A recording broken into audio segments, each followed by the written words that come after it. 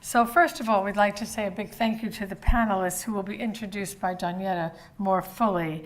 But I'd like to thank Baroness Altman, Steve Perry, and Darren Farnell, who have come here to talk about the issue in the report that was released today. I hope you all saw the good press that we had.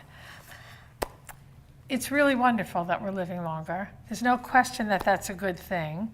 It's a question that we need to live longer, fuller, healthier lives. And while we are living longer, we aren't living better unless we think about what we're going to do after we retire. Now, I am delighted that we're here because I have been worrying about working for a long time, for my whole life. I am reputed to have said, I want to die at my desk. I do actually want to die at my desk. That's absolutely true. But what we are talking about now is another way to die at your desk. The Royal Charter of the IOD says that we need to foster a climate favorable to entrepreneurial activity and wealth creation. And my theory is, and what I want to talk about today, is wealth creation and a healthy atmosphere and a way to ensure that older workers will remain in the workforce. Now, the reason I'm interested in this is not just because of the IOD. It's because my mother worked till she was 88 years old as a dean in a college.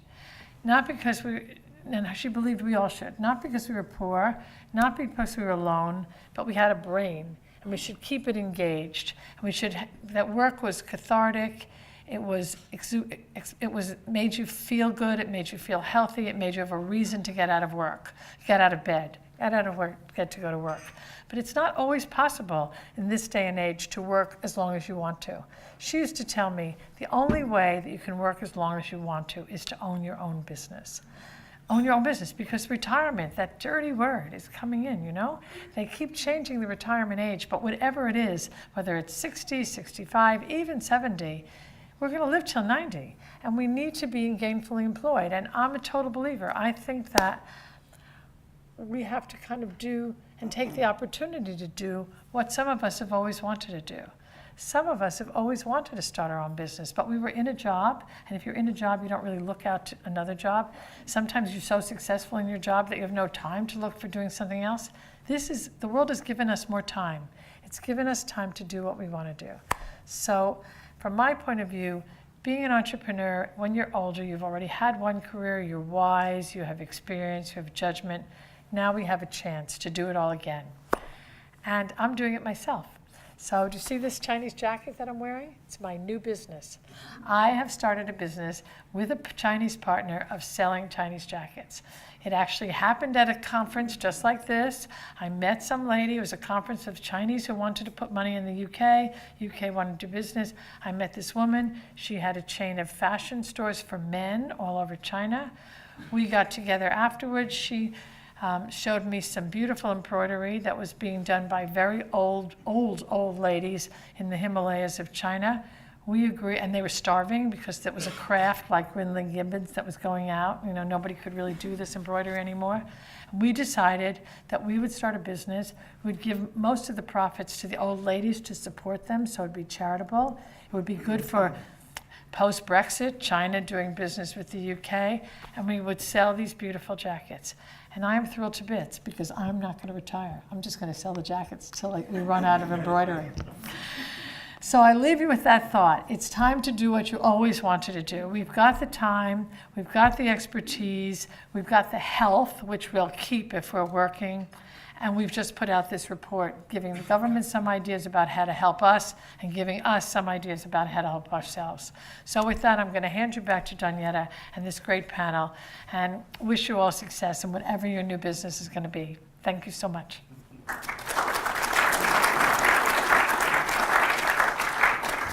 Thank you for those words, Barbara. So sort of what better place to launch a report like this? And I think that if you're ever asked to describe an older sort of modern entrepreneur, most people will jump to the image of a 20-something-year-old founder of a high-growth tech startup. This stereotype is obviously fueled by the stories underpinning a number of the world's most successful companies. Sort of endless front pages alongside Hollywood's focus on highlighting the phenomenal success of companies like Facebook have reinforced the assumption that youth is the secret to success. While this may be the case in Silicon Valley, it's hardly the common thread connecting the majority of businesses here in the UK. In fact, a growing number of people over 50 are joining the startup community, many capitalising on the skills and experiences they have accrued over a long career in order to start a successful business. Labour markets are changing. Increasingly sophisticated and ever cheaper consumer technologies are opening up routes into work for many who have traditionally felt locked out of the jobs landscape. For many older people in particular, this trend has the potential to facilitate flexible access to work as they transition out of full-time jobs into retirement. As the joint trends of increasing life expectancy and diminishing pension savings continue to put pressure on traditional retirement models, the explosion of cheap and flexible options for self-employment could be an important development for those looking to supplement their existing savings. At the same time, it is clear that some of the key comparative advantages available to those building successful businesses are a deep understanding of the markets they've entered, a network of contacts they've built over years working in specific sectors. The experience of IOD members outlined in our report, The Age of the Older Entrepreneur, bear out the importance of these characteristics, which are often lost in the media narrative around young, disruptive startup founders. The recent survey of IOD members included in the report shows that 50% of our members define themselves as either entrepreneurs or company founders. In addition, 67% of those members are actually over the age of 50. Our headquarters here in Pall Mall is, in effect, one of the longest-standing co-working spaces in the city. Tables in the director's room downstairs are occupied by seasoned founders, often gathered around a laptop discussing their next big idea. And while the IOD is not solely a place for business founders, it is certainly a leading advocate for enterprise, which is why we are all here today. Some other interesting statistics that came from the surveys were that 86% of our members were currently working in jobs that were related to their previous careers. When asked about the reasons they chose to retire, the top reasons were, they will choose to retire at some point, were to travel and pursue more leisure activities, perceive themselves financially comfortable, and when they can no longer work due to health reasons. However, most notably, I think, is that 1 in 6 say that they never plan to retire. As for reasons to start a business, to build a successful business, financial reward, desire to be their own boss, and make a positive social impact ranked amongst the top reasons. Interestingly though, 42% of those that now are working, own their own business, were working in full-time employment when they first started, and in contrast, 40% were exclusively working on that business. In the report, we also outline the ways in which we can help, as the IOD, from finance advice and market research through our information advisory service to networking opportunities. The IOD believes that more can still be done to encourage people to engage with startups and entrepreneurship throughout their lives, and this report sets out some areas where government intervention would be welcome. Many of the support schemes available to startups, including funding initiatives, have been poorly publicised by the government in recent years. In the 5 years running up to the end of 2015, general awareness amongst IOD members of many of the schemes set in place to encourage business to start and grow was less than 30%. We would urge Whitehall departments, alongside local government, local enterprise partnerships, growth hubs and others, to investigate more efficient ways of communicating these schemes to potential entrepreneurs, which the IOD will also be doing themselves. We also called on the government to consult on the introduction of limited tax-free withdrawals from personal pension pots if money is earmarked for startup investment, in addition to the current 25% tax-free allowance. The tax system needs to be flexed in order to encourage individuals to access different types of training through their working lives, and we propose the introduction of a shadow personal allowance to offset an individual income tax liability if a person chooses to retrain throughout their lives. In the end, though, improving the wider cultural perception of what makes a typical entrepreneur, not to mention building on the strength of peer-to-peer support networks up and down the country, will be essential to foster a thriving landscape for older entrepreneurs in the coming years. These are just some of the many options suggested in the report today, and I'll leave it here for now and let you read the report for yourselves, which I hope you all will do. But we'll hand over to our panel of experts to hear a little bit about them, what they think we can do to help older entrepreneurs either in work or starting their own business. So I'd just like to take this opportunity to introduce our panel. And I'll let them describe a little bit more about what they do themselves. But Steve Perry is the founder of a company called No Desire to Retire. And we have Baroness Ros Altman, who is a leading pensions expert, and Darren Farnell, who is the head of UK small business at Barclays. And I believe Ros is going to say a few words first. Thank you very much.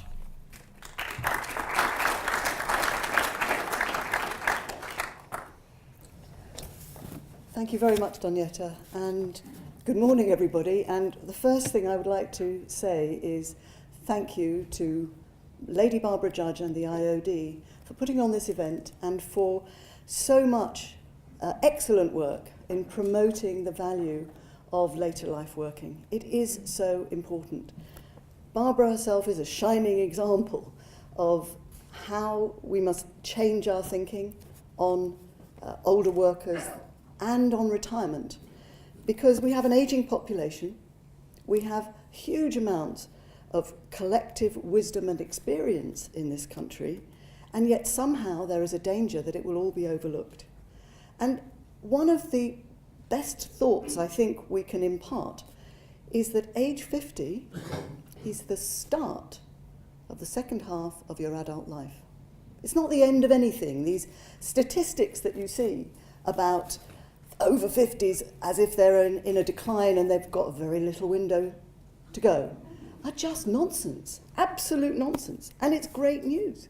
You know, the second half of your adult life opens up opportunities that you may not have thought of before. As Barbara said, we're living longer, but people are also starting work later typically as well. So extending working life is important also because most people are healthier for much longer than ever before as well. They'll need higher lifetime income. That means pensions can start later and still last for a much longer lifespan. So what I think this excellent report is highlighting is that we have an opportunity to encourage millions of people around the country to take back control. Heard that phrase before? But self-employment offers you the flexibility that people might want in later life to control their own lives, to also form a business or do something they'd always wanted to do. And Britain is now becoming, and has been, one of the best places to start a business globally. Why are we overlooking our homegrown talent? Well, as the report highlights, there is support, but not enough people know about it or take advantage of it. So I agree we need to encourage the government to improve the take-up of the current support. People need to know what's out there. Yes, it's true we don't do enough for lifelong learning to make sure people keep their skills up to date or have support in doing that. So I would support the report's call for better government incentives to make sure that people can keep working, and also combine work with what we know is going to be increasing caring responsibilities as we have an ageing population. But caring responsibilities don't need to mean the end of creativity. It's just a question of working out how we can help people manage both of those issues. So I think the message today is look at all of us in this room. The majority are fit, healthy, huge amounts of skill and talent. Lady Barbara Judge is a shining example, but there are so many out there. People who are flying the flag for new thinking on retirement, ending age discrimination, promoting support for startups, local enterprise partnerships, encouraging ongoing training. And if we leave the EU, I say that advisedly, we'll need even more of our homegrown talents. We'll need even more of our domestic skills. So IOD, keep doing what you're doing. You're so wonderful at flying the flag for older workers and for ensuring later life success for millions of people around the country. Thank you.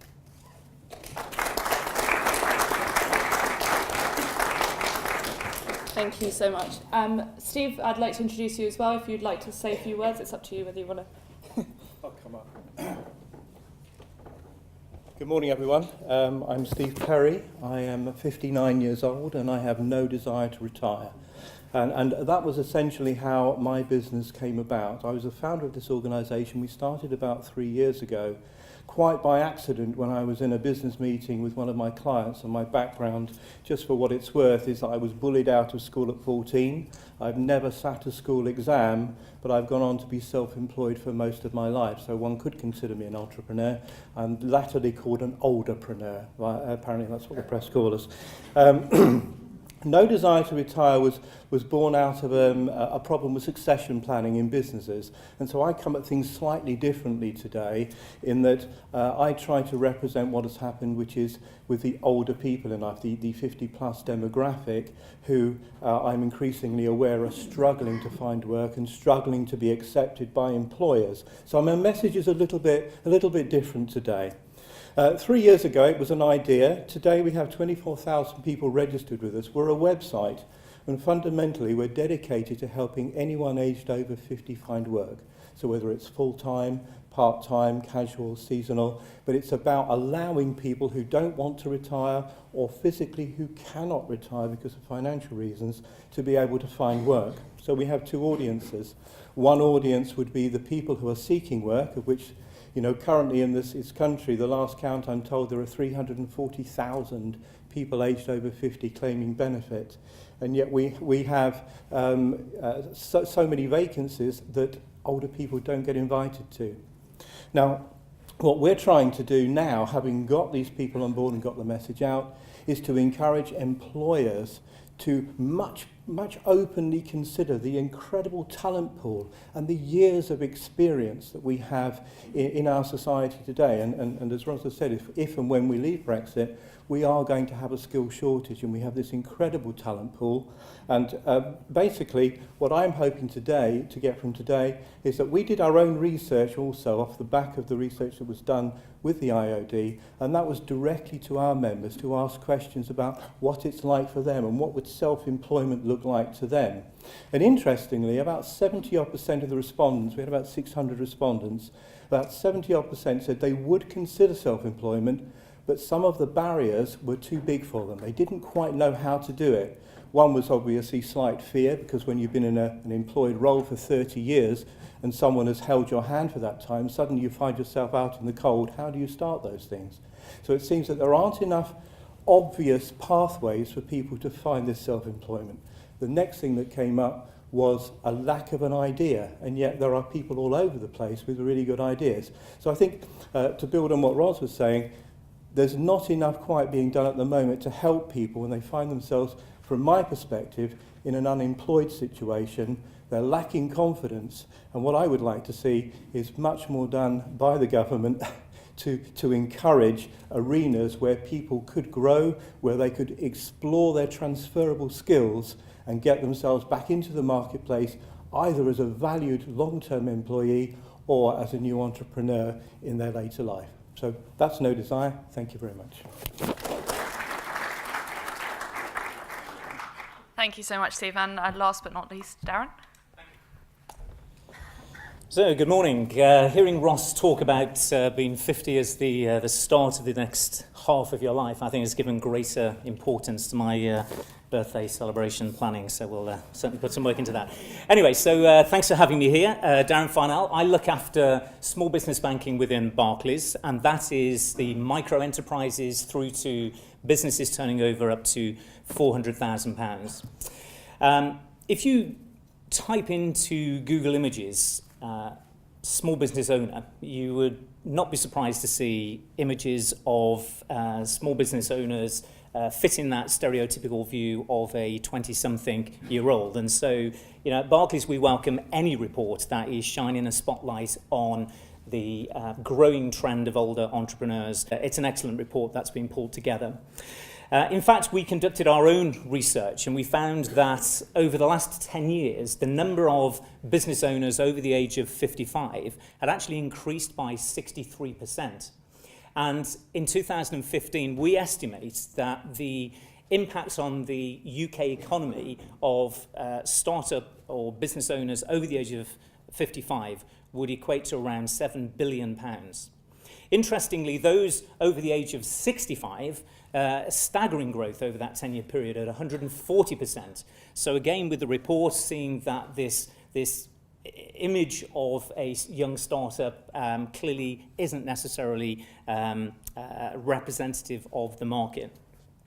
So we all appreciate that small businesses and SMEs are the backbone of the UK economy. The figures certainly back that up. And we, of course, champion all businesses of any shape and size. But we did, at Barclays, want to place some focus on this growing segment of businesses. So we invited Liz Earle on board as our entrepreneurial business advisor.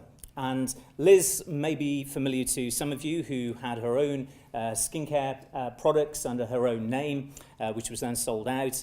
And now at the age of 54 is finding herself in a position where she is now a startup again, setting off in a new venture. And so has this range of experience from having been in a startup position at an early age, now taking on a startup business at a different stage in her life, and really being able to bring those experiences to bear. And we're taking learns from her. She has published her top 10 tips in the press, which are available to see, some of which range from the usual things about good business planning, but clearly well-being being an aspect dear to her heart. But we also asked her to focus on 3 specific areas: access to funding. We also asked to help with business confidence in making business decisions, and of course the other aspect of supporting business digital business needs. And along with that, at Barclays, we have committed to delivering 1,500 free digital engagement sessions during this year, which will focus on technologies for business owners, something which might be something that's seen as a little intimidating for some, and the all-important subjects of fraud awareness and staying safe online, those free events. Also recognising those that clearly see the benefits of a digital business and being able to get access to things readily, but also those that still value that human interaction. And we're committed to ensuring that we've still got small business managers in branch to help with those business advice and just someone to talk to around setting up a business rather than just open online. And that's supported also by relationship managers dedicated to those small businesses below that £400,000, which I think is quite unique in the market. So lots of things happening to support the older entrepreneurs. It was interesting also hearing about the bringing people into employment as well, and the Boulder Apprentices scheme as well within Barclays is probably worth touching on as well. We spoke about that earlier on. Of the 80 people that we brought in on the apprentice scheme, which is for those aged over 24, of those 80, 20 were given roles over the age of 50. So again, once again, breaking down the stereotypes of jobs for the young people. So thanks for having me here. Thank you.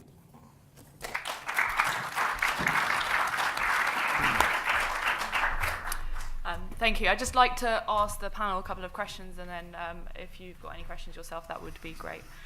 Steve, I'd just like to know a little bit more about how sort of difficult did you ever feel that your age, if you don't mind me asking, was ever a barrier to setting up a business? I have to be honest on that one, and I don't know if anyone's had this experience, but I do have the occasion where I walk by the mirror and I see a reflection of someone I don't actually recognise them.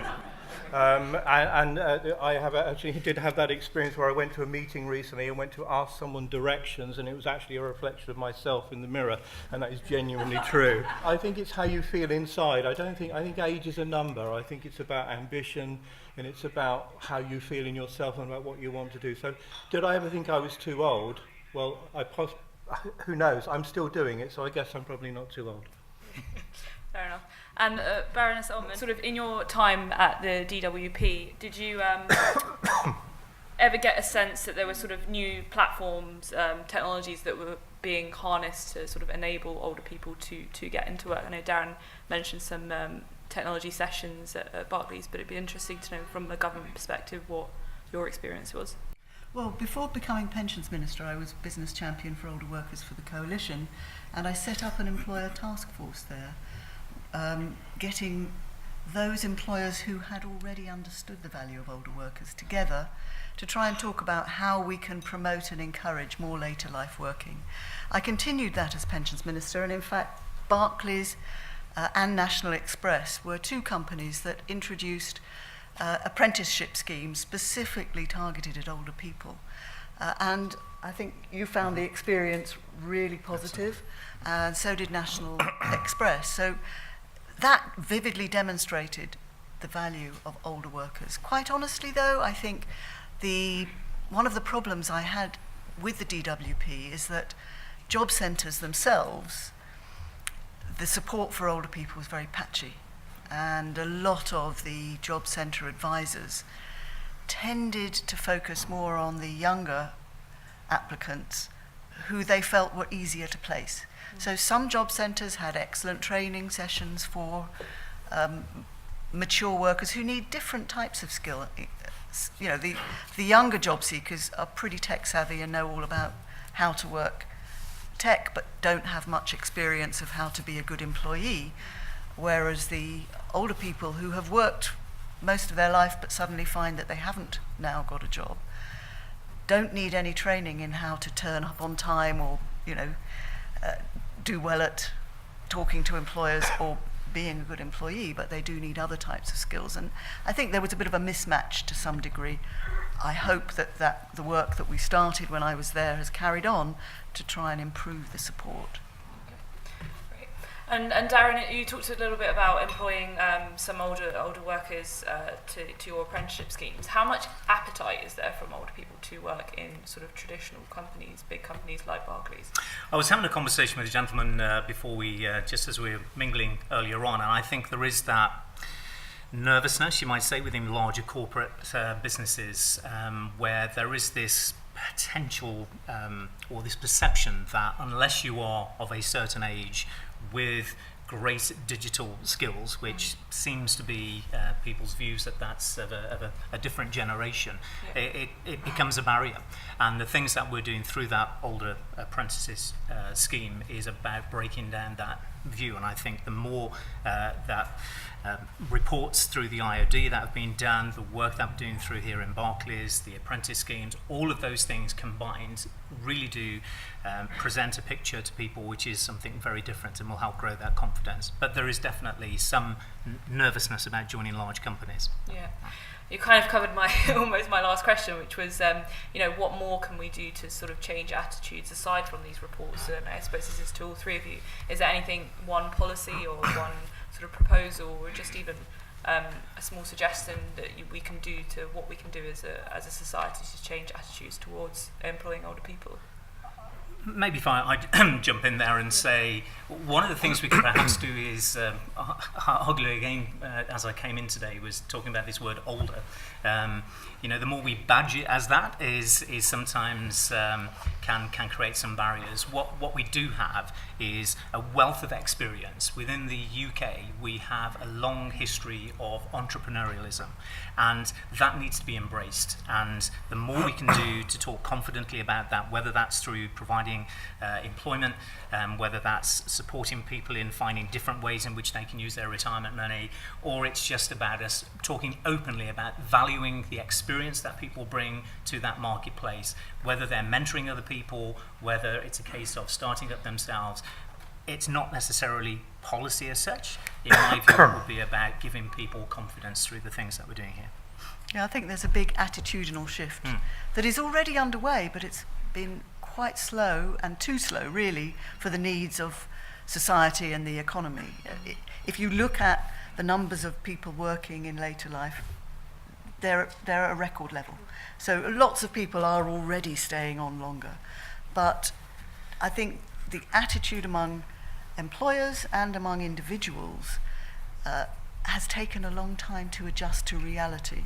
So yes, it's true, a minority of people are not maybe fit and healthy in their 50s and into their 60s, but the vast majority are, and indeed the vast majority in their 70s are still pretty fit and healthy, and certainly not past any kind of economic and productive work, except society assumes somehow that they should be. So, you know, I think there's a lot we can do, especially with the aging population. As the baby boomers are reaching that age, maybe they will continue to redefine things for themselves, just like that particular generation has done for women who are working when they are also caring for young children. You know, that has all changed, but it took, what, 10, 15 years? I think that one of the biggest issues that I encounter in my work, and I deal with a lot of people aged over 50 who aren't working, who desperately want to work, desperately want to be working. I had a lady yesterday, aged 57, sent me her CV, and this is not my role, sent me her CV, all of the jobs she'd applied for, and she said, "What am I doing wrong? I have this experience, I'm 57 years old, I have so much to give." And I get these kind of letters and emails all the time. And I think that for me, there are some big changes that need to happen. Firstly, in the minds of employers, that employers perhaps need to be far more open when they do their recruitment to be looking beyond the likes of Reed and CV Library and the various others, and start looking more carefully at the demographic within their organisations and taking a proactive look to balancing the different employees that we have in terms of age demographics within our business. One of the statistics that seems to be coming out at the moment is within 3 years, a third of the working population will be aged 50 plus. And these are big numbers, and they become an increasingly valuable source. Something that I would personally like to see, and it's an idea that I've been kicking around for a while, is a kind of kite mark based on corporate social responsibility that talks about age-friendly employment. And I think one of the things we may be able to do is bring on board some of the major employers who do have a great attitude towards employment, and we start using kite marks. Everyone's using ISOs, we have accreditations, and my belief is that some kind of pattern interrupt where we can get employers to say, a bit like we did with the pension, the I'm In campaign. I would quite like to see something like that where employers are proud to say, do you know what, we employ older workers, we're looking for mature people, we value their services, and we're in. And that's something that I would like to see happen. Great. I guess I'd like to open the floor to the audience now if you've got any questions. We'll start here at the front. Hi, my name is Francesca. I wanted to raise another elephant in the room, which is just as stereotypical as the age, and that is gender. From your experience, Darren Farnell, Ross Altman, and Steve Perry, how much more difficult it is for women, do you think? Well, that's certainly a very important issue that came up time and again during my research for the older workers report that I did. And it seems that in many industries, women are overlooked by the time they reach age 50. For men, it may be closer to 55. In some cases, for women, it's in their 40s, never mind their 50s. So again, I think there is a big hill to climb and a big challenge for women, but equally, if you look at someone like, Barbara Judge, women can define their own working lives and their own opportunities. And increasingly, more women, older women, are starting their own business. You know, if you can't find work, nowadays it's so much easier to just start a business without the huge backing of the kind of infrastructure that you would have needed before. So I think part of it is women themselves who don't feel that they can keep working. Some of it is that women are more likely to be the ones caring for older relatives, and that's an important point that government needs to bear in mind, because we have got to have a major overhaul of social care. You know, typically if parents are not well, it's the daughter who looks after them rather than the son, and it's typically the woman who leaves work or has to stop work when there is caring to be done in a family. And of course that will affect women's employment prospects, but it doesn't need to, and I think there's a lot of work still to do, particularly for the older women. In that Yeah. Yes, good morning to you. My name's Professor James Knight. I'm a fellow of the IOD and also a business owner in America and Canada. I don't mind sharing my age. I'm 67. I do have my own companies. I really feel it's very good of the IOD bringing this to the forefront. I worked in America for the SBA, Small Business Administration, for a number of years, where older people, whatever we want to brand people over 50, as it's not branded in the States like this, I run workshops and got people cooperated. We also got chambers involved and various people in the local community. We've got to have more lead from politicians in this country in this, of all parties. We've dragged our heels for many years. We've got tremendous skills in this country, tremendous entrepreneurial skills, whereby people need help to actually bring it more to the front. I believe in the corporate world, there's too many criteria for people over a certain age working in companies trying to get jobs, and HR just look at those criteria and don't look out the box, and that's also causing a problem. As I say, this country's got great skills. It's a matter of really we need more people to buy into them, and we need more government ministers also. Thank you. Thank you. Just to add to that, so I completely sort of agree in that we do need some, I think individuals need some more support. For those that do have finances already, obviously they can invest in their own companies, but I think the tax incentives that we've outlined in the report are actually quite crucial for those that can't necessarily afford to. Should we ask a question here at the front, this gentleman? Thank you. As a 67-year-old that started his business at the age of 50, I think I probably fit within the sort of the parameters you're talking about. This is maybe anecdotal, but there's a number of thoughts I have that sometimes when people are older, there is a series of sort of limiting beliefs about actually what I can and what I can't do.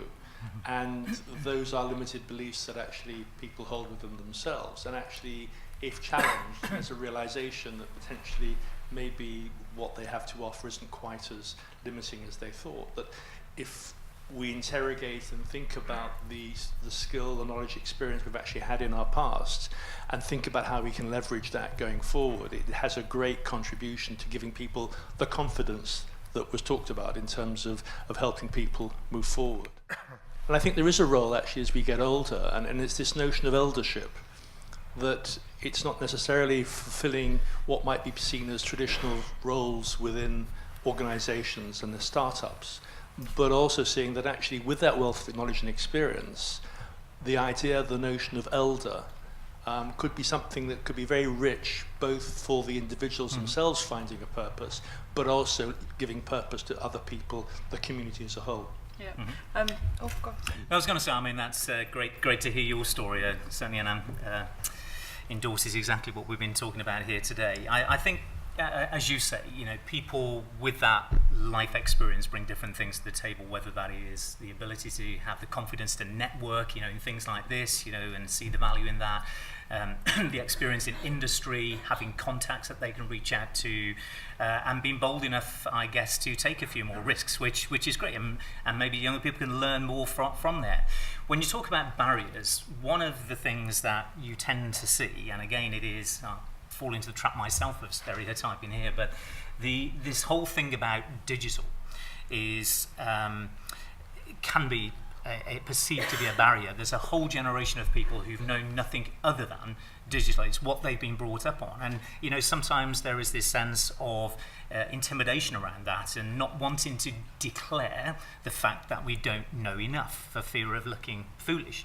And so hence, I mean, you heard me talk about the free training there, but also the digital driving license that was available. I think we now refer to it as Digital Wings, which is available on the website, where people can go in and learn about the very basics, the language that people talk about in terms of digital, but also all the way through into blockchain and all the sort of buzzwords that they might be hearing about, that if they was to walk into a business meeting, they'd feel somewhat intimidated just because it seems like a completely different language. But that support is there, out there, and the only, as you say, barriers are those limiting beliefs.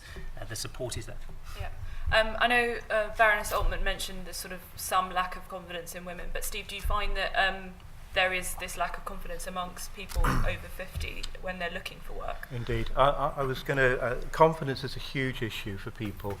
And I think when you are an outwardly confident person, you've run a company, you've been a director, as many of us have in here today, confidence is something that we're generally not lacking, otherwise we probably wouldn't be where we are today. What I do here is, and I do try and work quite closely with the DWP in terms of trying to get people registered with us, and we offer a service where people can showcase their skills. It's free.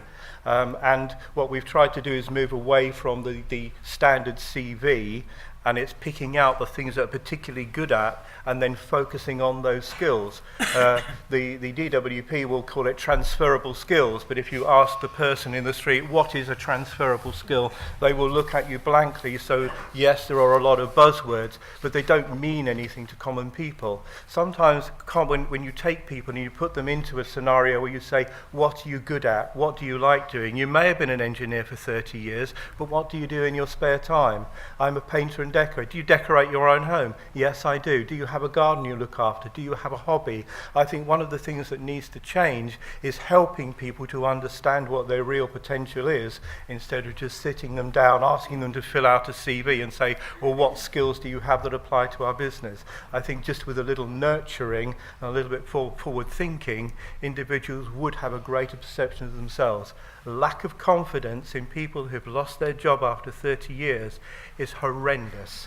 They don't know how to, their paycheck has gone, their security's gone, they feel like they've lost everything, they don't know how to pick themselves up. And I think one of the big things is working on people's confidence, especially in unemployment situations, to help them recognise the value that they still have to themselves and to society. Great. There's a question. It's more a comment than a question. Steve, you mentioned corporate social responsibility and more pressure demands on companies to employ more older people, more mature workers. I would add, when I was at business school in 1981, one of the subjects I did was labour economics. I was taught by a Cambridge Don, as it happens. And he pointed out that having a diversity of age in the corporation is just simple good business sense. In the same way that we've now discovered after 40 years, and it has taken that long, that gender diversity is actually a good thing for businesses.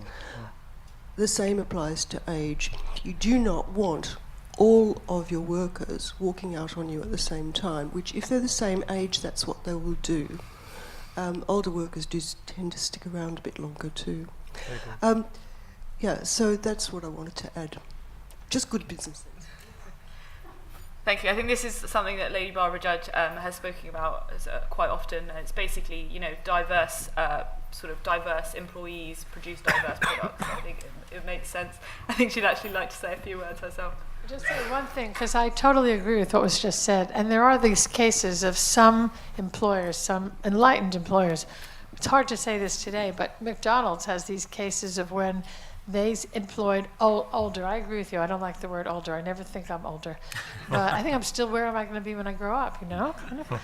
But they did employ older people in the McDonald's stores. And actually, they had great results because the younger people were more respectful to the waitresses or waiters who were older. The older waiters and waitresses were grateful to have a job, so they weren't complaining all the time. The place was cleaner because basically they took more pride in the store, and actually the results from McDonald's were better. And they've talked about that for a while. There are other, B&Q is another one that employed older people because B&Q, the only older people know how to do home fixing, DIY is an older person's thing, so you need older people in a DIY store. These things don't get publicized enough. I mean, we don't publicize them enough so that other employers will say, right, if McDonald's can do that, well, why can't these other chains do it? There are a lot of DIY stores. There are a lot of stores, when you go into John Lewis and try to buy a television, you need somebody who's going to show you how to do it. I had to do it. You need someone who will show an older person how to use these digital things to make the thing work. You've got to have people on the shop floor talking to their customers. So I just believe what you've said. And also, I think you just have to stop thinking that you're older. You have to think, what am I going to do next? What am I going to do when I grow up? Not I've already grown up and look back, but look forward. That's what really counts. Hi, my name's Alistair Sterling, and I'm a freelance careers advisor, and I do work with 50-plus people. And one thing I actually find is that sometimes their qualifications, they got their qualifications quite a few years ago, and when they actually go for interviews, there is actually employers are not valuing, as you've said, the experience that they've got, and because their qualifications aren't necessarily up to date, but they've got the recognised experience. I just wondered if anybody sort of thought about looking at the sort of the qualifications, because for some people qualifications can be a bit of a barrier as well. Well, that's certainly true. Again, you know, having seen that firsthand, nowadays the selection criteria for people who apply for jobs tend to be quite a box-ticking exercise. Yeah. And if you don't have the right qualifications, which from 40 years ago will not be applicable to the type of qualifications that people might be looking for today, you can get automatically ruled out at the first post before anybody has even considered what your true skills are on the job. So I think this, again, it explains why it's so important for government to support lifelong learning. You know, there's great support for younger people to train, to be apprentices, to go to university, or to get skills. But as soon as you reach your 20s, actually, the training and the support from government for ongoing reskilling stops. Now, employers have a role to play, clearly, and unfortunately, when it comes to in-house training, very often that stops around age 50. And certainly at age 60, people are overlooked for skills training. And that is on the assumption that they will not be around much longer. But actually, the evidence suggests that if you train someone in their 20s and someone in their 50s together, the person in their 50s is more likely to be with you in 5 years' time than the person in their 20s. So the return on your investment in their training is actually greater. There are employers who are starting to recognise that, or who already have recognised that. But we've got a long way to go, and there's still too much age discrimination. In fact, one thing that was very worrying in the government's brilliant manifesto and in the Queen's speech, actually, was that when talking about the legislation that is going to be needed to ensure the workplace does not discriminate, all the categories mentioned were obviously gender, sexuality, religion, and nothing, the one category that was not mentioned was age. So there'll be a lot of focus on ensuring equal opportunity and equal access, but we must get age in there as well. Michael Large. I'm an old entrepreneur rather than an older entrepreneur. I've started my company in 1970. My question is really addressed to Darren, but I really want to say something basic about what our discussion is today. And that is, there's a considerable difference between employing somebody who has reached retirement or is in the older age category than encouraging them to start up their own business. And sometimes it can be very wrong to encourage people.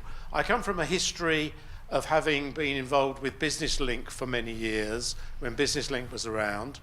I started the partnership in Essex that brought about Essex Business Link, and then when they became regionalised, carried on there. And the one thing that we noticed, and we kept saying to government, was that no matter how much money we as Business Link received from government, we were able to multiply that by a factor of between 10 and 12 to give them the return that they needed by way of increased taxation, reduction in manpower, MWP payments, and so on. And I think it's very important to see the difference between starting a new company than going into work for B&Q or whoever it might be. And one area that companies can help, and I hope that we perhaps Steve can advise a little bit on this, is where you have the larger companies, and I'll use BT as an example, who not only encourage their staff to become entrepreneurial, but will help them to form a spin-off organisation. So not that they're going to be able to compete with BT, but so that they can actually carry out some of the services that BT would otherwise be outsourcing. And this idea of large companies, and Ford do it as well, I mean there are other companies that do it, but this idea that large companies can allow their employees to become entrepreneurs, and quite often it's the older entrepreneur, it's the ones who are coming up for retirement. They don't want to lose the skills, so they will encourage them into their own company so they can continue to use those skills without having to pay them a salary. And the question, because it has to come to a question eventually, is, Darren, why do Barclays particularly ask of their entrepreneurs who come along to them and say, I'm starting up a new company, etc., I need your help. Why do Barclays ask them for 3 years accounts? Because none of them can actually offer 3 years accounts when we're starting a new company, and that's the time they need the help. So just a little question for you to consider, and perhaps we can have some help there. Sure. And to Baroness Ros, I would just say to you, please, can we have something back that looks a bit like Business Link? I've been to endless meetings at what was the DTI, became Biz, and I've forgotten what they call it now, who had focus groups on how they were going to recreate business support. And it always came back to Business Link, and they couldn't do that because that would have meant a reversal of policy. So can we have something the government can look at, a small business service, call it what you like, doesn't matter, where there is genuine help? I just say one last thing to Barbara, who I've sat on a board with, this board in fact, and that is, I hope you've learnt the 25,000 pages of legislation necessary to become a small business person. Because the one barrier that there is to becoming a small business person is regulation and legislation. And by the time you've learnt that you have to be a finance director, an employment director, etc., I'm afraid it's a mind-blowing thing. Just on that last point, you can always do IOD courses on those. And that I would also encourage. I think there are other people, other brands are also available, but certainly you can't beat the IOD courses. Michael, let me try and answer those few questions directed at me. So first of all, on the employing, I think great point made, and consider being me in the situation where you've got a team of people responsible for engaging customers who are starting up in business, faced with the choice of somebody who can present themselves with various qualifications of a certain age, or presented with somebody who's been in industry with years of experience. You think about the credibility that can add to a conversation, and customers will have choice now as to where they will open an account. Either they choose the quick route of direct channels where they can open accounts online, not even have to talk to an individual, and simply have an account open. Or if they choose the path of coming to speak to somebody, they want to talk to somebody who's got experience, is able to talk to them not just about the account that's been open, but what other things are available, things about tax, grants that are available, local networking groups. That level of local knowledge and experience counts for something. So it would be wrong to assume that the only thing that we would be recruiting on is on qualifications alone, and experience does count for something, as we've said. In terms of the 3 years accounts, very specifically, I mean, there is a kind of lending component attached to that, all to do with a history that's been built up in a business. It is difficult, as you might expect, for a brand new startup with no trading history to come to a bank with a request for finance initially at that very startup stage. But the responsibility with my team is to play that full pass within small business and say, have the conversation around other sources of finance that are available, whether that is grants or other areas to provide funding into that business. And there will come a point within the life cycle of that business where there is the opportunity for us to support. So we are one of a number of options for funding. Bank finance is not always the right solution for a business, depending upon the stage in the business. That's just the reality of it. But our people are trained to talk to all business owners about other options that are available. If it becomes a barrier, to the extent where the small business managers that we're speaking to are not having that full conversation, then that's something to raise specifically. But that's generally the approach. Great. We'll take two final questions together, and then maybe one from the back on this side, and then the other side as well. Sorry, did we need to? Oh, I'm so sorry. Sorry, Ross, no, I didn't notice you were speaking. Go on. No, I was just going to answer Michael to say that I have every sympathy with you, and I think we do need to improve support for small businesses. I hope you might appreciate that some of us were working ever so hard to get the Treasury to stop what we thought was the most ludicrous idea of forcing small businesses to file quarterly returns. That has been put on hold. I think that was a big success. We've got local enterprise partnerships. We've got a Treasury which doesn't necessarily understand small business, but lots of us are trying to help. And the more you approach your MPs, if you're a small business and you are experiencing problems or you have good ideas, go to your MP. Those things do slowly filter through. Great. And apologies once again. No problem. Hi. My name's Andy Palmer. 40 years in the IT industry. Come to a crossroads of trying to decide to start my own business and go my own way, or try and get back into the area of IT. Interesting one is that the help and the fear that was talked about olderpreneurs is an area which I think is never discussed. It's always about, well, where's the money? But actually the ideas. I have 3 opportunities. Now you might say that I'm blessed because I've got 3 ideas. But actually what I'd love to do is to find someone somewhere that I could say, come on, what do you really think? I'm thinking of starting a travel agency. So tell me whether I'm a fool because this is what I'm going to do. So what can the IOD do in that sort of space?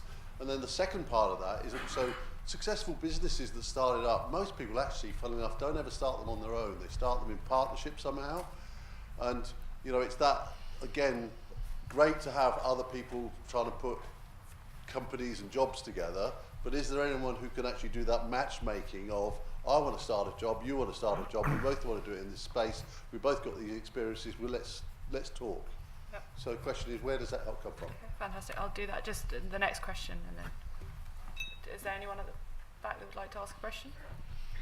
The Norfolk-Suffolk area of the east of England is well known for starting up businesses, but then we have the problem of succession planning. Steve mentioned that. So do you think that within the recommendations that we're asking the government for is for support for, because you can imagine somebody in their 60s maybe setting up a brilliant new business, employing 3 or 4 people, but if they're so busy setting up their business, they haven't got the exit plan, which obviously they will need. Do you think there's a room there for that to be considered as well?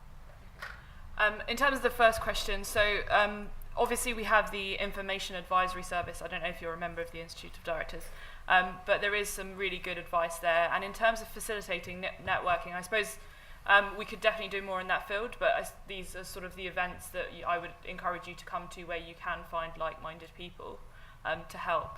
And to the second question, I guess we didn't necessarily touch on that, but I think that's a really, really crucial point. I think I would need to put you in touch with our head of entrepreneurship to discuss it a little bit further, Jamie Carr. But I don't know, Darren, if you could share any of your experiences in terms of exiting. So if it's that point on, I have an idea. I think it's great. I think that's exactly why there are business managers available to talk to. If I take that kind of banking perspective, not just purely to have an account open, but to have that discussion, whether that is businesses that we think are going to be relatively small turnover, which you might be thinking more of a hobby type business, or if it's one that you feel has got high growth potential, that is really likely to accelerate in terms of its growth. I can only speak clearly from a Barclays perspective and say we have dedicated people within the organisation that specifically focus on those fast growth type of businesses, and if it's at the idea stage, then that's exactly the time that we would be wanting to have a conversation. So again, the support's there. Okay, great. Do you guys have anything to add? No, not really on that one. Fantastic. I want to obviously give you a little bit of time to mingle. Thank you all for coming here, and thank you once again to the panel.